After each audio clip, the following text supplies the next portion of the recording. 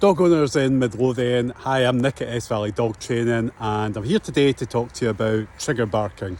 So what is trigger barking? So this is where your dog may bark at, for example, deliveries arriving. It may bark when people are passing your window.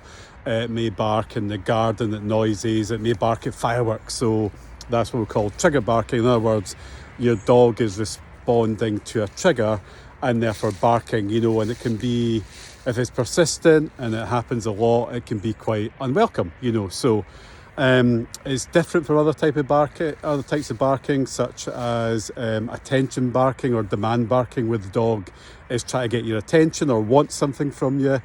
It's different from emotional barking, where the dog's maybe hyper excited to get out of the car and go and run about, and maybe doesn't realise it's barking so much. It's different from reactivity barking, where the dog perhaps barks and lunges at passers-by, and it's maybe different from distress barking that you may see in separation anxiety. So for trigger barking, first of all, how do you do it? But some really important points around that. So how you deal with that is you take a good number of treats, maybe a dozen or 2 dozen, very small treats so your dog doesn't put the beef on, and scatter them about when the dog is responding to its trigger.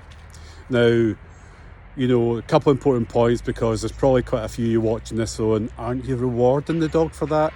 Well, no, not if you do it the right way. So if you maybe chuck a couple of treats down, then yes, you are rewarding it, because your dog gets into an eat, treat, repeat cycle. Eat, treat, repeat. So in other words, bark, eat, treat, repeat. Bark, eat, treat, repeat. So you're rewarding it. So you have to get the dog scenting.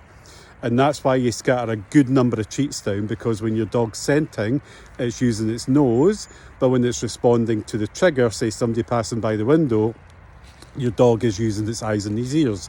So you're switching the dog out of that mode, which is a very excited mode, into a calm mode. So it's dead important that there's a good number of treats and that they're similar to the colour of your floor. So if you've got a dark brown floor, then use dark brown treats. Use very small treats to stop your dog putting on the beef. Sometimes a snuffle hat helps, sometimes sending the dog to another part of the house helps. Second thing is, what is dead important with this one, is don't give your dog too much attention. So you may need to rattle the treat jar to start with, to just quickly catch your dog's attention, but then immediately go back to whatever you're doing afterwards once you scatter the treats. Otherwise, your dog will learn that barking gets your attention, and you don't want to do that either. So that's dead important as well. So couple important points. At first, it takes a wee bit to work, and then after a week or 2 weeks, a lot of dogs will significantly reduce their trigger barking.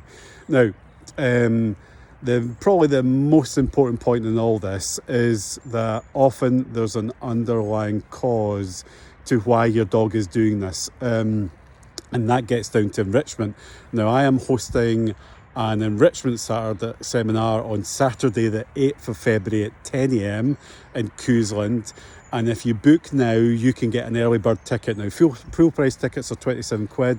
You can get for a tenner, but you need to book now, because the early bird offer is going to expire soon, and that will help you not only deal with your trigger barking, but whatever else is going on underneath. And there's some really important points being made at that seminar, so I'd love to see you there.